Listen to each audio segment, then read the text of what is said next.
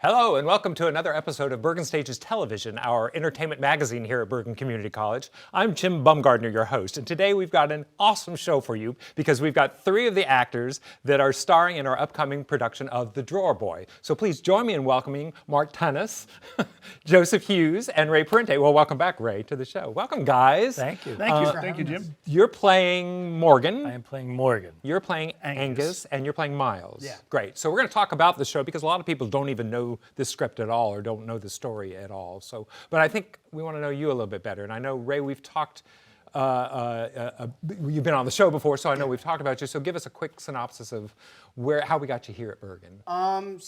First I went to the American Academy of Dramatic Arts, but didn't end up going back for the second year. So I landed here, and I've been part of the furniture for about 10 years now. And you've done a few shows. Yeah, done quite a few shows with you and with all the directors. What's amazing is all three of you were all together in Grapes of Wrath. Yes. Right. Yeah. Mm-hmm. That's amazing.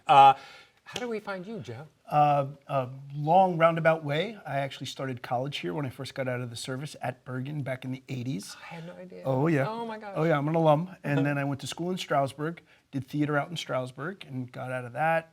Went to New York, made some money doing theater in college in New York. Then I made no money and gave it up and went to have a career.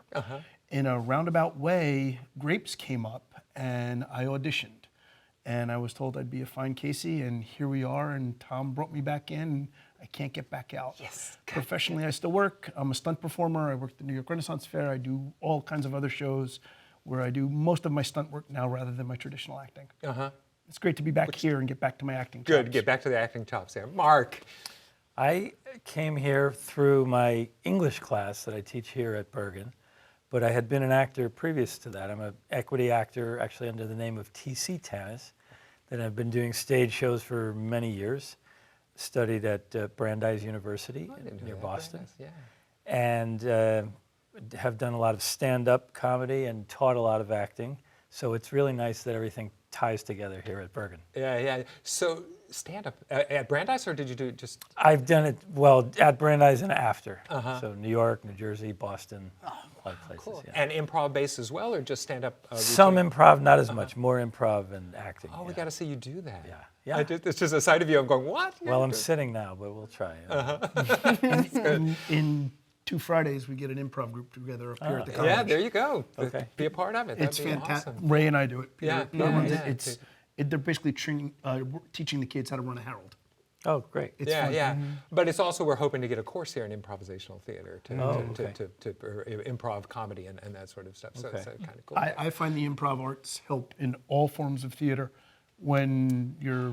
all forms of life, right? I mean, if you're in a business meeting, you've got to be on your, ready to take wherever the swings come. And so I think it's kind of an important skill to have. But I think it's funny to think of you doing comedy. Just Mark's such a serious actor all the time. Well, yes, the two roles that I've had here at Bergen have been, which is nice for me, because they're serious, meaty roles that I didn't do a lot of before. I did mostly comedies, but some serious. Cool. Where have you worked, Mark?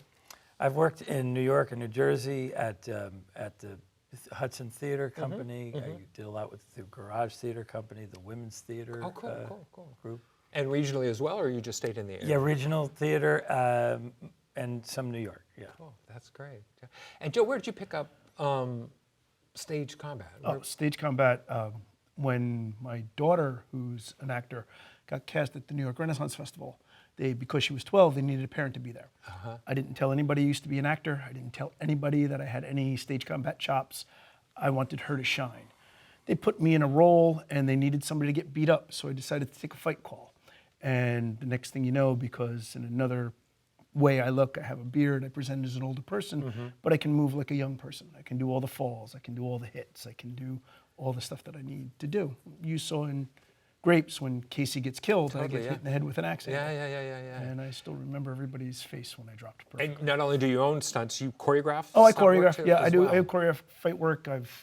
I go out to Chicago. I've worked with everyone from Sean Casey. Wow. I've done all kinds of stuff with Peter's last name. He's But done it's such a things. needed Yeah, thing it's a to needed have thing. somebody- it's for safety and everything else, safety, everything 'cause- like that. Erin is a fight choreographer Right. as well, Erin outside Ingersoll, of right. Erin Ingersoll, outside of what we do here. And it's it goes back to marrying the art. When I do Shakespeare, the fact that I can do Shakespeare roles and deliver the acting parts while being able to deliver the fights. Yeah. I get a lot of calls that That's way. cool. That's cool. Cool. And Ray, back to you. Good. I'm gonna, because I've had you on the show before, I'm just gonna kind of throw one at you. What piece of advice would you give a young actor out there about this craft? Because it's not an easy one. So what piece of advice would you give? Because it's always really hard to like remember this, but not to push and to try to feel what that, not to push to be so theatrical and to kind of feel what's going on in that scene more naturally within yourself. Not so much trying to like, you know. So more of an honesty in the Yeah, interpretation of what you're doing. as Going opposed to that. for honesty. You don't have to push yourself. So all the that's in time. the skill itself, but I think I'm kind of going with what advice, Mark, you're looking at me, so I'm going to pick on you here. What advice would you say about about going out to be a working actor? I was thinking that the audition process, like many of the processes, hard as it is to say, should not be taken as personally as it often is. Just to remember that it may be something as crazy as the costume doesn't fit you. They were thinking of somebody taller. They were thinking it is not you. Go out and do an audition as if it were a show and a chance to practice your acting skills. Have fun with it. Do the best, most creative story you can tell. And that's the best you can do. And then go take yourself for an ice cream afterwards. And just then say, go "Job well forget done." about it. And forget about it. Yeah. And then- And I think that ties into your honesty with what you do at the audition. But again, you have no idea, right, Joe? You have no idea because you have to live in the moment. And I was never tall enough to be a leading man. I would always get the comedic roles. I was always get, a secondary role, which was fine. And it was everything from Shakespeare to drama, Conjure Man, Dark of the Moon, things like that.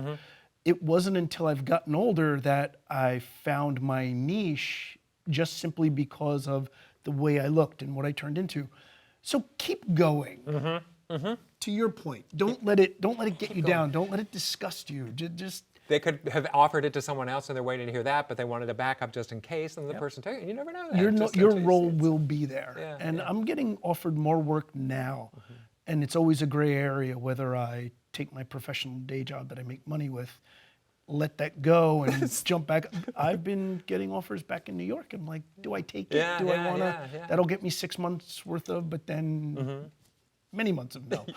Now, have you guys done film? Have you done film and TV at all, Ray? Have you? A couple like little short films here and there. Ramapo, yeah. Cool. Joe, you? Yeah, with the I stunt did. work and all Yeah, that? I did stunt work in A Fairy's Tale. It was not really a spoken word. I was a father of 2 children. The guards took the children away. Then I had a fight with the guards.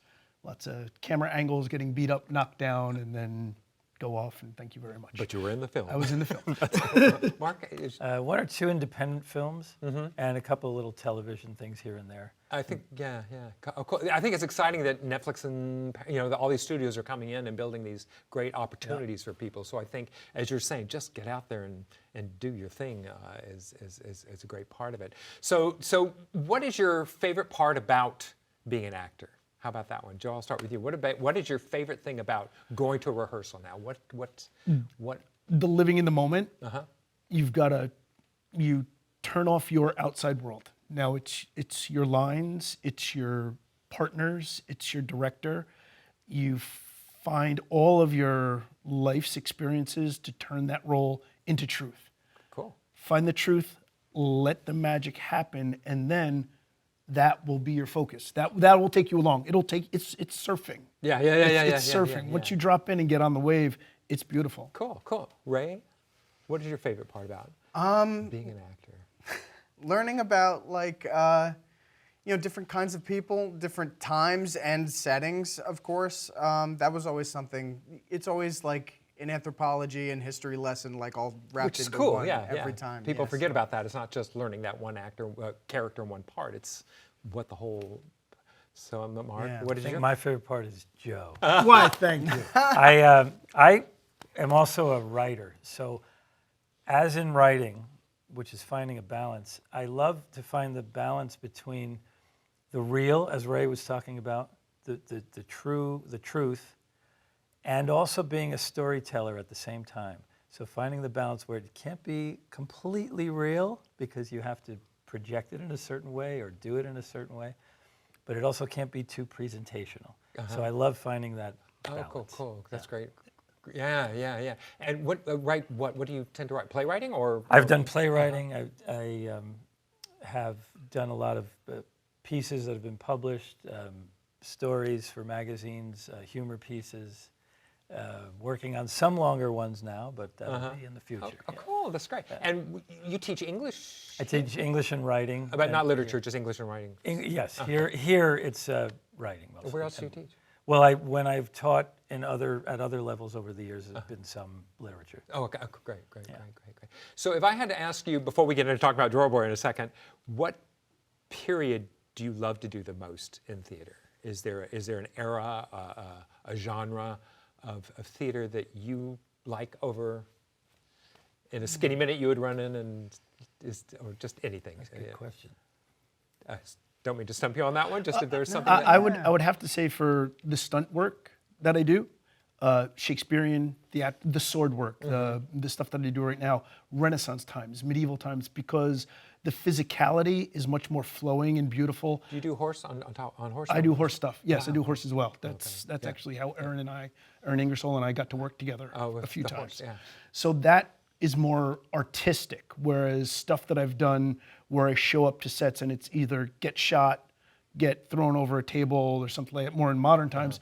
Yes, it's a great stunt, it's a great gag, but it's not. There isn't the sword work involved. There isn't the play. There isn't the fluidity. So that the Renaissance dance. period is kind of a. It's where I go with that. As far as acting, anything, anywhere where we can find truth or absurdity. Sure. Complete absurdity. To your point when you were talking about being a writer, I have a writer that she loves my absurdity, and she'll just let me Sir Hiram Edgewater, and we get big and bold and gregarious. Cool. Mark, is there an era that or a genre that I never thought about it that way, but I suppose through my experience that the most I've done is probably more modern comedy, but I've come to really appreciate the dramatic and the serious and the other periods as well of late. Are you modern as you're going back to like Arsenic and Old Lace, or are you going more modern? Maybe more modern than that, but but any of those are great. But what's nice is that just as you thought I was only a serious actor, when you've done a lot of comedy, sometimes people can overlook you for the other things. So I really like the fact that I've done 2 serious pieces here, and there's some humor in them, which is nice. Yeah. And but they type you. They love to. People do. They do. Yeah. But in all comedy, there's a little bit of tragedy, and vice versa, as everybody knows. And you got to, and you got to play it all. It's got to be available to do that all. Ray, is there a genre you like?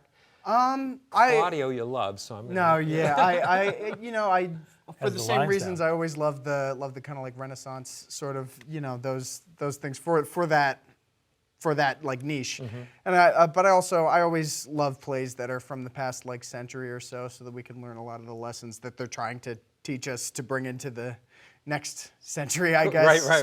So modern, Cool, yeah. I like some a lot modern of stuff. So yeah, and it's great to have it and to be available to do all of it. But sometimes it's just like it's like musical theater is like that's what I got to do, and the other stuff is fine, but I don't have musical theater.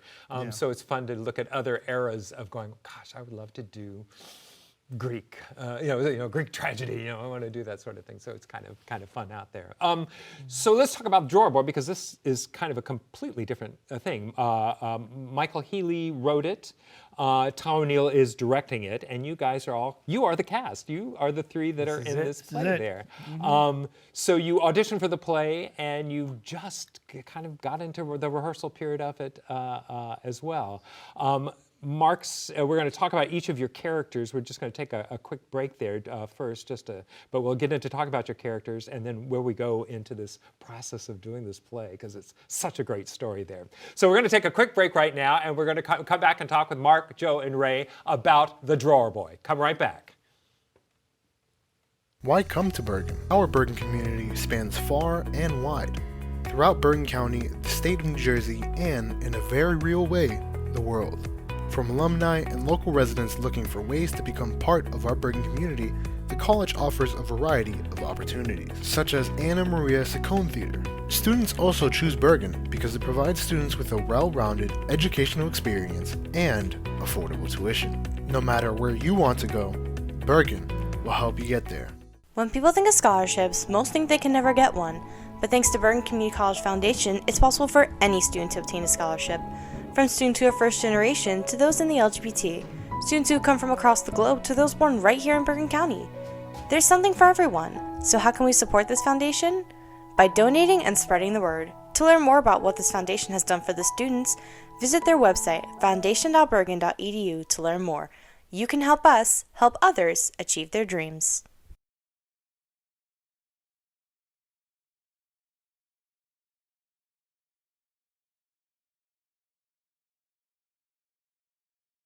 This is the story of a boy who is very sensitive to lights and sounds. So he built secret hiding places where nothing could get in. The boy didn't like looking people in the eye. It made him feel uncomfortable. One day, he found out he had something called autism. His family got him help, and slowly, he learned how to live with it better. Early intervention can make a lifetime of difference. Learn the signs at autismspeaks.org.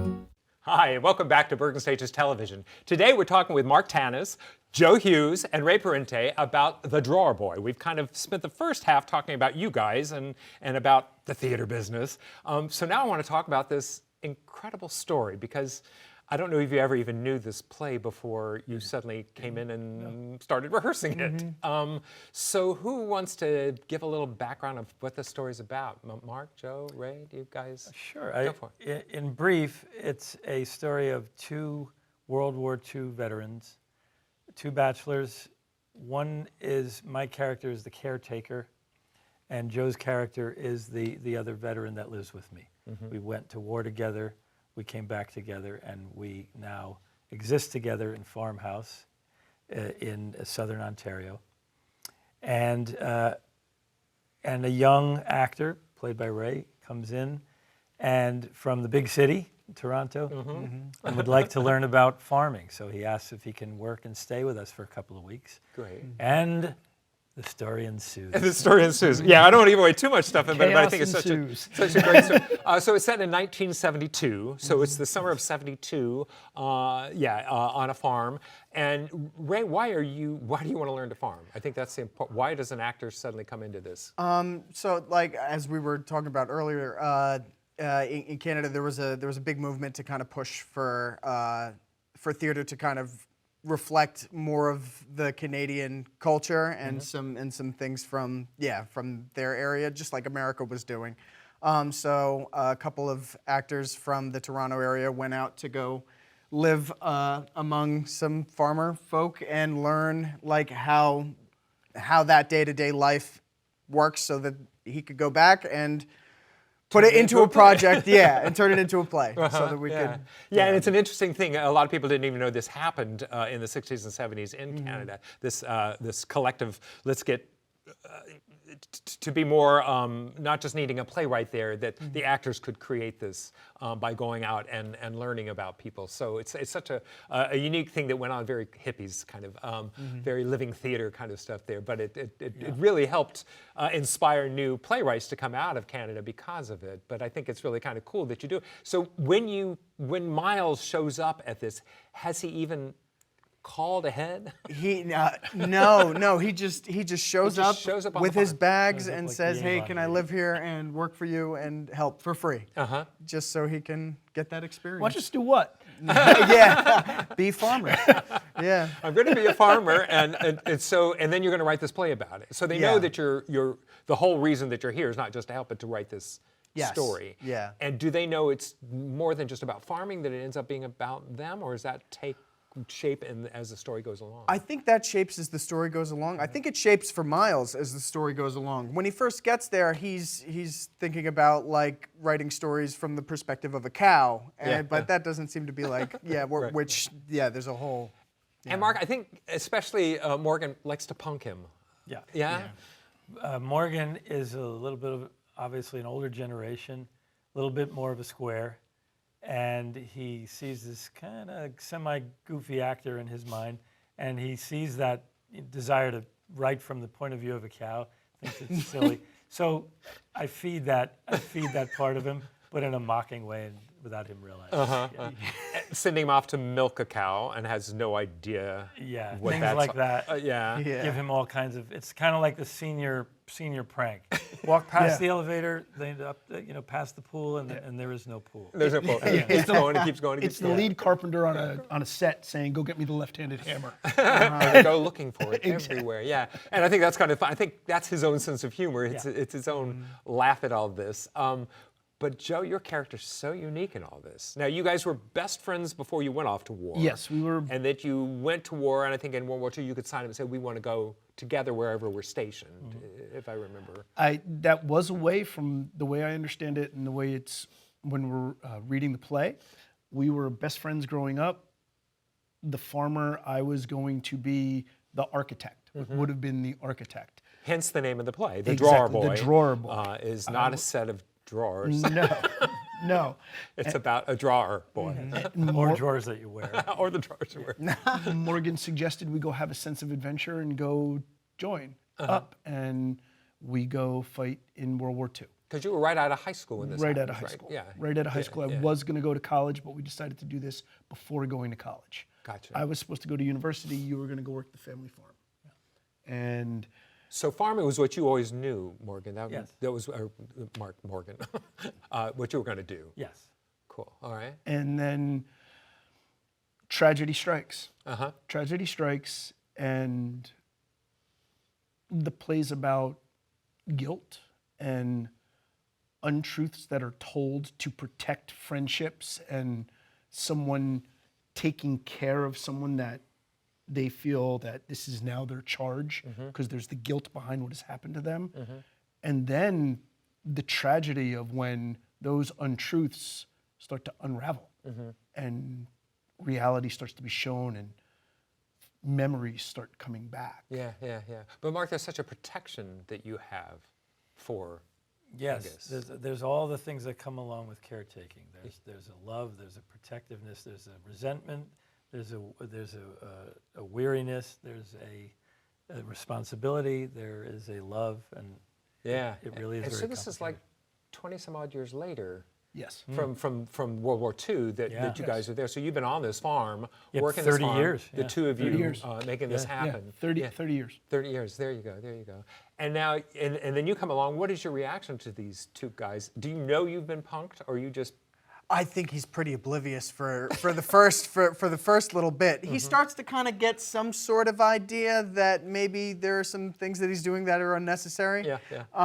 And he'll do things to spite it. But no, over time he starts to learn about who these people are, and then all of a sudden his story kind of becomes less about the farm culture and more about these people themselves. Yeah. Which is what incredible playwriting does. You don't know where it's going to take you. As a writer, you don't know where the story is going to take you, and it just kind of evolves in that direction there. Yeah.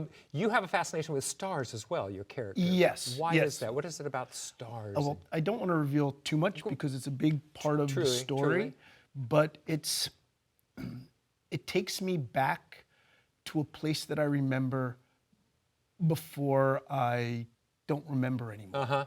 Best way to describe it's this that. constant. It's constant. always there. Whatever hasn't changed. It's constant. That's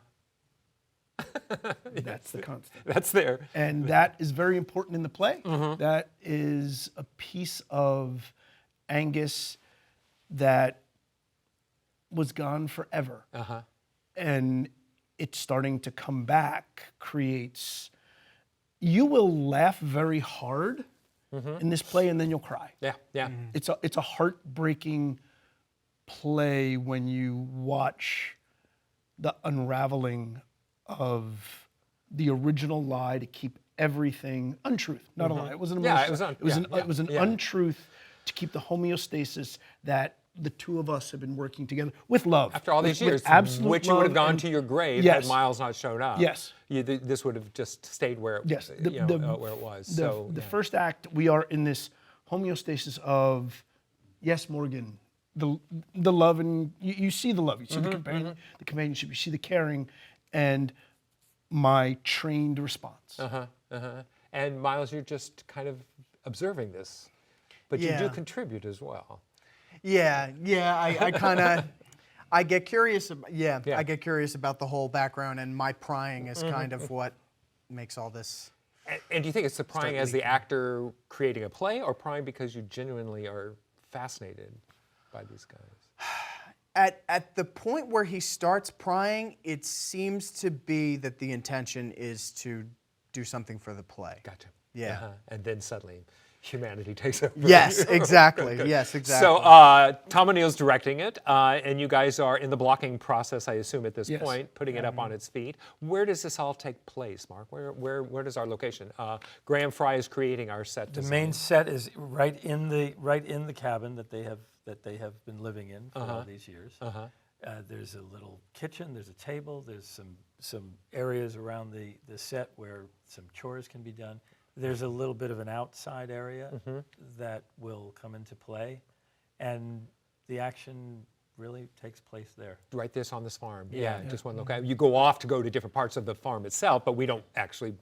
You may see a little bit of Ray on the outside sometimes, but not too much. Not too much, yeah. It kind of takes place in this. Look out for Ray, because it's worth it. Keep an eye on Ray. Brilliant. So yeah, and then I know Miru Kim is our lighting designer, so I know that she's going to create moments with, especially moments that you have with the nighttime skies and all that kind of stuff. Hopefully we can get this done. There's a piece, hence the name Drawer Boy. I built my daughter's dollhouse, and I have pictures of that. Oh, I saw it. Yes, yes, submitted it's that. amazing. Hopefully It's that amazing. can get Okay. Yeah, I can worked share it. into Are you okay if I something. share it with? Yeah. Oh, good. Yeah, So we'll if you share would it on share- that line. yeah, then. yeah, Oh, yeah, good, absolutely. good. Absolutely. And then of course we have Colleen Benedetto doing the costumes for this. Dan Conrad's doing props for the show, and we have Stephen Schwartz doing sound. I don't want to give so much. There's so much I don't want to give away because there's like a scene that the audience is in the dark. Yeah, I've been staying quiet because there's so much. It starts out as a roller coaster, just creeping up and creeping up. Then, and you guys know the moment. We've already hit it in rehearsal. It just shoots down, and the wheel it goes up, down, funny, sad, cry. Yeah. It's brilliant in that respect. And it's funny that nobody knows this play. It's like No. now that you know it, you know it's going to get out there. It's like we've done plays here that nobody did, and then suddenly everybody's doing Radium Girls and everybody's doing these plays. And we just, I and I find think it. this is one. I find it as Angus. Yes, theater for many, many years, but I have a professional job where I've spent time working with traumatic brain injured people. And in my acting career, I've not seen that portrayed with the truth the way it's supposed to be. And that's what I'm trying to bring to Angus when these different moments happen, because they're not one flat way. Right. All different, from physiological to tics to everything up and down, frankly, the electronic spectrum, because it's the electrodes firing the brain. Right. Yeah. can go off But on top of that, being a caretaker first, yes. you know, this story talks about that. Is how do you be? What's the best way to do it? And this gets into the story about the story. But I think it's a good play to talk about the struggle of being a caretaker, as well as somebody with traumatic brain injury, and then an outsider participating in this and not sure where to go with it. We discussed this, the brilliance that's Morgan, because considering when it happened, most likely I got discharged and it would have been, I'm either going to go to a VA home and be left alone, but Morgan said, no, that will not happen. That's not going to happen. I'll take care of it. Again, the caretaker thing. Guys, we've run out of time. The show opens on February 27th. It runs for 2 weekends. It's in the Ender Hall Lab Theater. Get your tickets now. This is an exceptional show. Go to tickets.bergen.edu. Get your tickets, and we'll see you at the theater at The Drawer Boy. So Mark, Joe, Ray, thank you for coming today. Thank you. Thank you, And we'll Jim. see you up on stage at the farm. Thank you. Great, thanks. Thank you. Thanks for watching. We'll see you next time.